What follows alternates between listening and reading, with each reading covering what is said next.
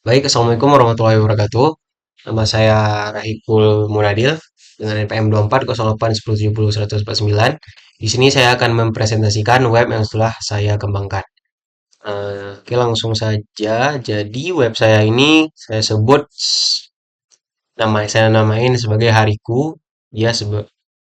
Dia berfungsi sebagai productivity hub-nya gitu. Kayak untuk membuat kalian lebih produktif. Kemudian ide ini muncul dari beberapa masalah kayak aku kadang lupa tugas, lupa harus ngapain aja hari ini karena kebanyakan tugas. Jadi ada beberapa tugas-tugas kecil yang aku lupa, terus itu ngebuat hariku berantakan. Terus kadang aku juga pengeluarannya kurang kurang tercatat, nggak ada pencatatan yang bisa kita monitoring gitu ya kan. Terus juga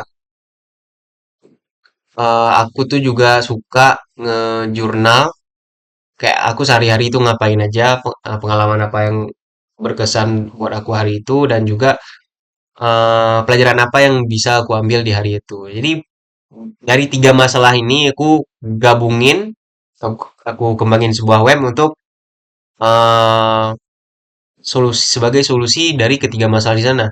Jadi aku ngembanginnya tuh kita mulai dari framework dulu pakai untuk front end dan back end-nya pakai Next.js, untuk database-nya pakai Postgre, dan untuk menyambungkan keduanya aku pakai Prisma Web.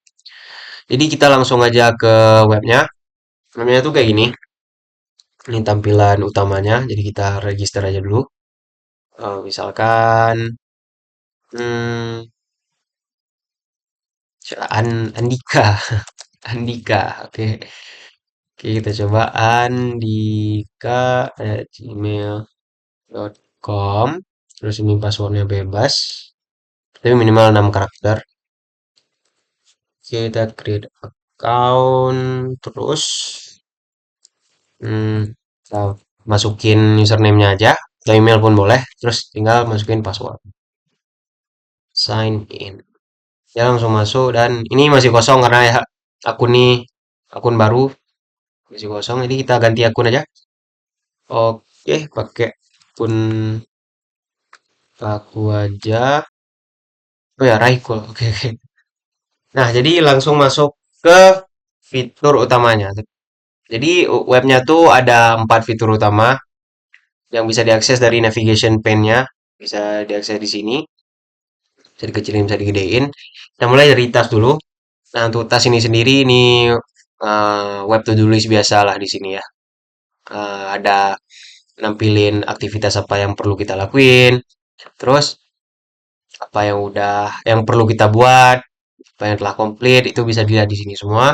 Oke, kita coba buat tas baru, misalkan nonton Ronaldo World Cup 2026. Terus kita taruh priority high dong hari ini. Terus ini personal aja kita buat, terus langsung muncul ke sini tasnya. Nah, kemudian tas ini tuh bisa diedit. Kita tekan edit, kita ubah ke misalkan ganti oli motor. Oke, ganti oli motor. Siap, medium. Ini mungkin kita buat ya besok aja lah ya. Wah, tanggal 20 aja, oke. Mungkin other, kita bisa kita save change. Nah, jadi tas tadi langsung ke ganti. Nah, misalkan udah selesai tasnya, kita bisa langsung kan ini langsung muncul ke completed. Jadi tugasnya udah selesai. Nah, jadi untuk filternya di sini ada filter untuk kasih nampak tugas hari ini. Ini ada tugas ini, misalkan ada puas komdar ya kan. So, untuk semua tanggal, ini ada filternya. Ataupun pilih tanggal spesifik di panel ini. Ini mau tanggal yang mana aja boleh. Atau mungkin bisa diklik kalendernya, terus pilih aja yang mana. Tanggal tanggal 20 tadi yang ganti oli. Ada kan di sini. Oke. Kurang lebih untuk fitur to-do list-nya kayak itu. Kemudian jurnal. Ini sebenarnya tergantung orang kali ya cara pakai ya. Bisa nulis banyak, bisa nulis. Nggak tahu ini sebagai kanvas kita ngeluarin unek-unek kepala kita gitu. Aku biasanya ngelakuinnya tuh sebelum tidur malam. Aku selalu nulis untuk yang tengok aku hari ini ngapain aja sih. Terus aku nentuin mood aku selama hari ini gimana. So, misalkan kita buat aja kayak ini ya. Hari ini hectic banget soalnya banyak deadline. Terus aku taruh mood marah gini. Jadi nanti di kedepannya misalkan aku udah ganti ke tanggal 19. Aku bisa lihat, aduh aku kemarin bad mood. Aku hari ini gimana ya? Terus aku lihat, misalkan oh, hari ini senang senang tugas udah siap semua, semuanya very happy. Terus pas aku ganti ke hari berikutnya, aku bisa lihat, oh, mood aku 2 hari ini tuh kayak gini. Jadi ini sebagai ya lebih kenal diri sendiri aja ya, sebagai jurnal ya kan, sebagai sarana mengenal diri sendiri, apa yang kita suka, apa yang nggak kita suka, apa yang bikin kita stres, apa yang bikin kita happy. Jadi nanti ke depannya tuh kita bisa lebih tahu diri kita sendiri dan kita lebih bisa memanfaatkan waktu luang kita tuh buat apa gitu biar biar kita tuh lebih happy atau hal-hal apa yang harus kita um, hindari biar kita nggak bad mood kayak hari ini. Kita tengok, oh ini hari ini bad mood kenapa ya? Oh gara-gara nih. Harusnya bagusnya jurnal tuh lebih detail ya. Ini kalau kayak ini kan kita nggak tahu apa yang terjadi ya. Tapi itu balik ke diri masing-masing lagi mau pakainya gimana. Terus ada fitur selanjutnya itu ada expand. Ini eh, adalah fitur untuk mm, memonitoring apa saja pengeluaran kita. Ini misalkan ini sebenarnya ada set budget dulu dia sebelum buka ke panel ini. Tapi karena ini akun udah lama, udah pernah aku pakai sekali, jadi set budgetnya nggak muncul lagi. Jadi, pokoknya kita set budget dulu. Aku udah set 2 juta. Terus di sini nanti bakal ada keterangan kita udah ngeluarin berapa duit nih, ya kan? Ini udah 60.000 dari beberapa data yang aku masukin. Terus kasih nampak top kategorinya apa, terus berapa persen budget yang udah dipakai. Terus ini ada list transaksinya. Nah, untuk kasih nambah pengeluarannya tinggal add expense saja. Terus kita tekan misalkan entertainment apa ya? 15.000. Terus tambah keterangan main PS mungkin. Nah, main PS. Kalau nggak main futsal, Minsok mungkin. Minsok 30.000, 30.000. Oke, misalnya tanggalnya kita buatlah besok lah ya kan. Oh, kalau kemarin biar ada bagus sedikit ini. Oke ini. Nah, jadi di recent transaction ada today, ada yesterday dan misalkan kita tambah lagi bill buat tanggal berapa? 15.